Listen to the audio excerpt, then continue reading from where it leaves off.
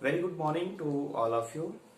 Myself Manoj Kumar Sharma, +1 commerce section के accountancy subject की इस ऑनलाइन क्लास में आपका एक बार फिर स्वागत है।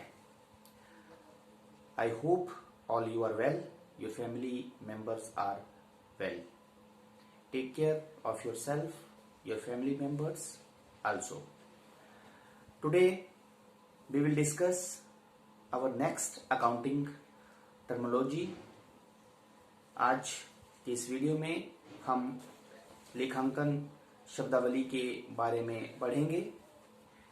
पिछले वीडियो में हमने आपको बताया कि संपत्तियां क्या होती हैं, कितनी तरह की होती हैं, दायित्व किसे कहते हैं, देनदार किसे कहते हैं, लेनदार किसे कहते हैं, ये सभी कंसेप्ट जो है वो हमने आपको बताए।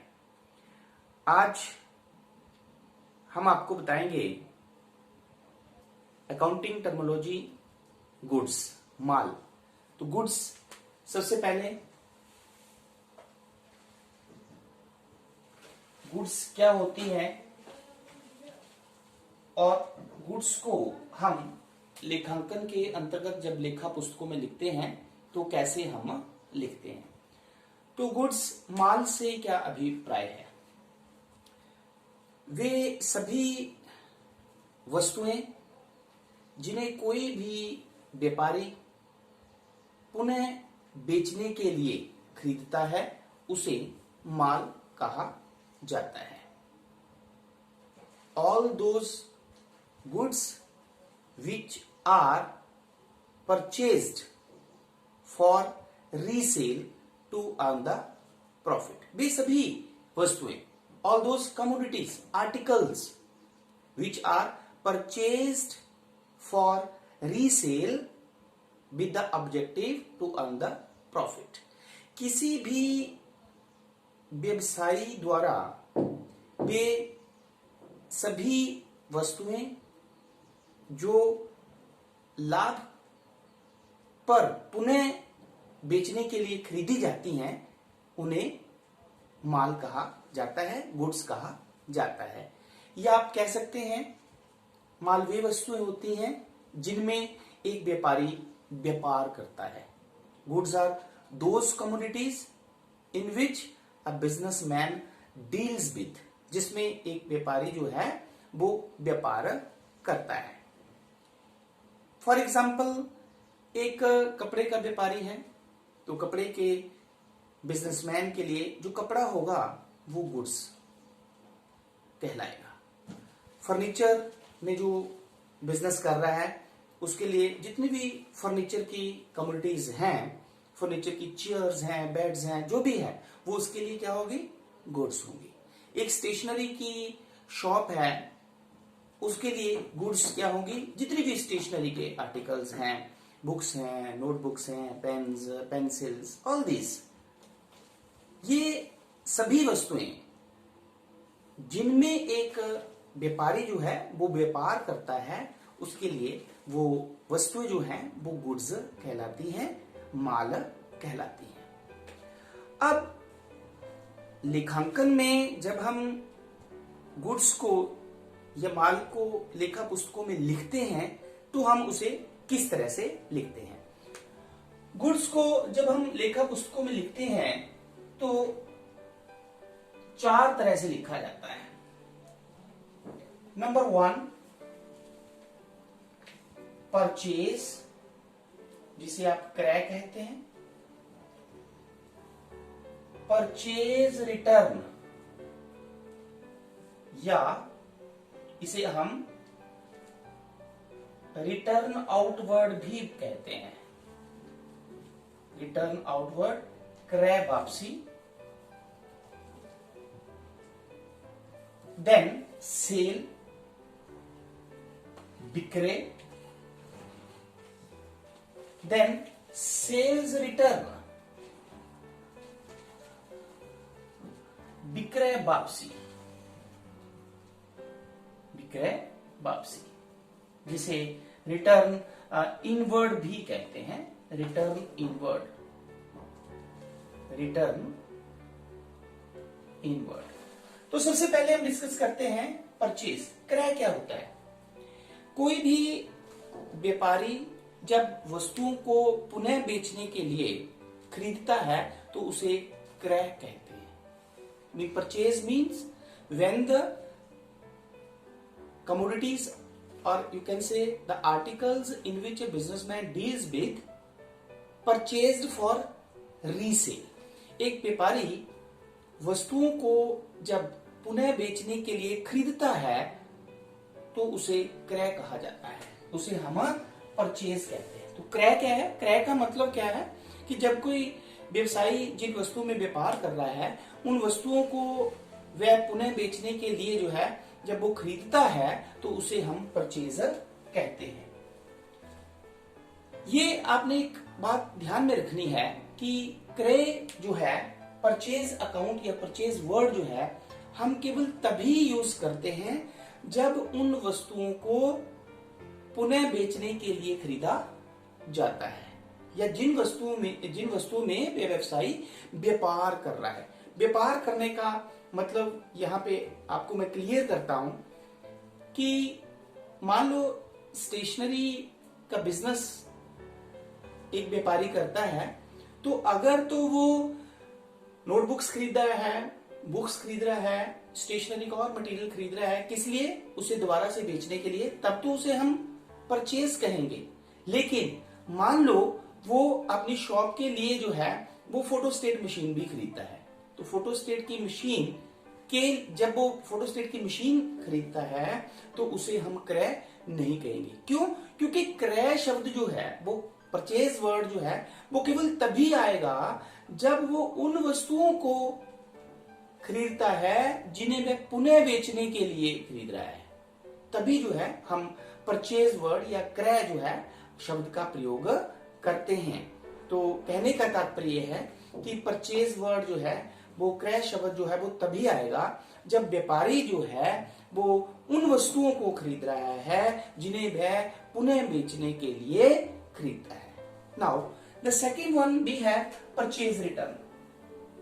जिन वस्तुओं को व्यापारी खरीदता है, कई बार वे वस्तुएं जो हैं वो खराब खरीद लेता है वो, या हाई प्राइस पे खरीद लेता है। तो किसी भी कारण से जब खरीदी हुई वस्तुएं वापस की जाती हैं, किसी भी कारण से जब खरीदी हुई वस्तुएं वापस की जाती हैं तो उसे क्रय वापसी कहा जाता है। Purchase returns mean the goods, purchase goods are returned. When the purchased goods are returned, it means it is purchase return.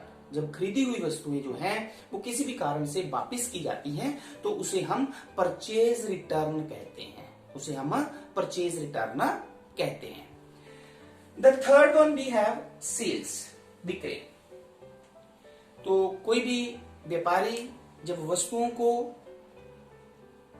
लाभ पर पुनः बेचता है तो उसे हम सेल्स कहते हैं, विक्रय कहते हैं। विक्रय मीन्स जब वस्तुओं को बेचा जाता है, पुनः लाभ कमाने के उद्देश्य से जब वस्तुओं को बेचा जाता है तो उसे हम विक्रय कहते हैं। अब विक्रय जो है हमारे पास अगेन जो है दो तरह का होता है।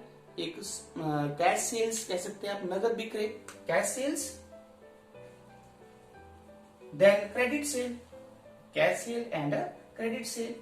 उसी तरह हमारे पास परचेज भी दो तरह का होता है, cash purchase and credit purchase, cash purchase and credit purchase.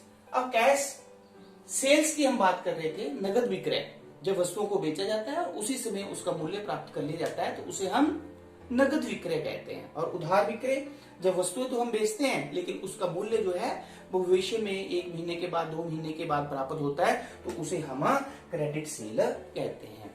तो सेल जो है, विक्रय से क्या अभिप्राय है? विक्रय का अर्थ है जब कोई व्यापारी वस्तुओं को पुनः लाभ पर बेचता है तो उसे हम सेल्स कहते हैं, विक्रय कहते हैं। देन नेक्स्ट है वी हैव सेल्स रिटर्न। किसी भी कारण से बेची हुई वस्तुएं जब वापिस रिटर्न हो जाती हैं तो उसे विक्रय वापसी कहा जाता है।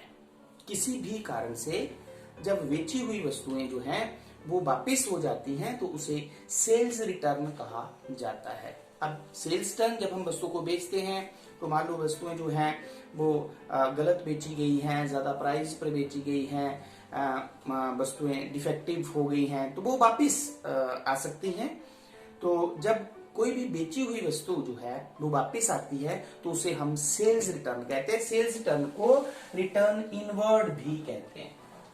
तो विक्रय वापसी से अभिप्राय बेची हुई वस्तुओं को जब वापसी में प्राप्त किया जाता है तो उसे हम सेल्स रिटर्न या विक्रय वापसी कहा जाता है।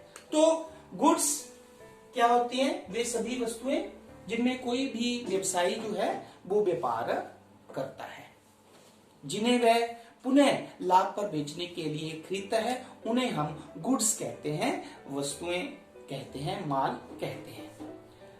Goods are those commodities in which a businessman deals, जिसमें वो डील कर रहा है, व्यापार कर रहा है। जैसे मैंने आपको बताया कि एक फर्नीचर के व्यापारी के लिए जो फर्नीचर होगा वो उसके लिए गुड्स होगा।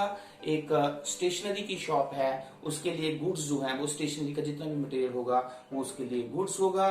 क्लियर? एक फर्नीचर की शॉप है तो फर्नीचर उसके लिए गुड्स होगा। तो गुड्स मींस वे सभी वस्तुएं जिनमें कोई भी व्यापारी जो है वो व्यापार करता है वो उसके लिए गुड्स होती हैं। तो गुड्स को हम लेखा पुस्तकों में 4 तरीके से रिकॉर्ड करते हैं: purchase, purchase return, sales and sales return. Purchase तब आता है जब उन वस्तुओं को पुनः बेचने के लिए खरीदा जाता है, तब हम परचेज वर्ड लिखते हैं। परचेज उसे परचेज कहते हैं। ये भी 2 तरह की होती है, purchase, cash purchase and credit purchase. तो कैश परचेज में जब हम वस्तुओं को खरीदते हैं तो उसी समय उसका जो है भुगतान किया जाता है, और क्रेडिट परचेज उधार क्रय के केस में जो है वस्तु खरीदी जाती है लेकिन उनका भुगतान जो है वो बाद में किया जाता है। तो इसी तरह purchase return, sales and sales return. तो गुड्स को जब भी हम लेखा पुस्तकों में लिखेंगे तो 4 अकाउंट जिसे आप कह सकते हैं या 4 तरह से हम उसको लिख सकते हैं। या गुड्स खरीदी गई हैं तो उसे परचेज अकाउंट में लिखा जाएगा, जब गुड्स बेची गई हैं तो सेल्स अकाउंट में लिखा जाएगा, जब खरीदी हुई गुड्स वापस की जाती हैं तो परचेज रिटर्न अकाउंट में लिखी जाती हैं, और जब बेची हुई गुड्स जो है वो वापस आती हैं तो उसे हम सेल्स रिटर्न अकाउंट में लिखते हैं। नेक्स्ट अकाउंटिंग टर्मिनोलॉजी इसी से रिलेटेड है हमारे पास स्टॉक। स्टॉक, स्टॉक मींस एक निश्चित समय पर किसी भी व्यवसाय के पास उपलब्ध जो वस्तुओं की मात्रा होती है उसे हम स्टॉक कहते हैं। Stock means the goods remain unsold on a particular date. किसी एक निश्चित समय पर एक व्यवसाय में जो अनबिका हुआ माल है या जो उपलब्ध वस्तुओं की मात्रा है उसे हम स्टॉक कहते हैं। स्टॉक हमारे पास 2 तरह का होता है। ओपनिंग स्टॉक जिसे हम प्रारंभिक रहतिया कहते हैं, और क्लोजिंग स्टॉक जिसे हम अंतिम रहतिया कहते हैं। ओपनिंग स्टॉक का मतलब क्या होता है? फर्स्ट डेट को, वर्ष के प्रारंभ में जो है वो किसी भी व्यवसाय के पास जो उपलब्ध वस्तु की मात्रा है उसे हम ओपनिंग स्टॉक कहते हैं। और क्लोजिंग स्टॉक अंतिम रहतिया, तो वर्ष के अंत में अंतिम डेट पर, लास्ट डेट पर एक व्यवसाय के पास जो है वो जितनी भी अनबिका हुआ माल है उसकी जो मात्रा उपलब्ध है उसे जो है वो क्लोजिंग स्टॉक कहा जाता है। ये क्लोजिंग स्टॉक जो एंड ऑफ द ईयर होता है, यही क्लोजिंग स्टॉक जो है वो अगले वर्ष के फर्स्ट डेट को जो है वो ओपनिंग स्टॉक कहलाता है। क्लियर? तो आज के इस वीडियो से हमने आपको गुड्स, माल क्या होता है और उसे लेखा पुस्तकों में हम किस तरह से लिखते हैं, then the second in stock किसे कहते हैं और ये कितनी तरह का होता है, ये हमने डिस्कस किया है। तो आई होप कि ये कंसेप्ट आपको समझ में आ गया होगा। Thank you very much.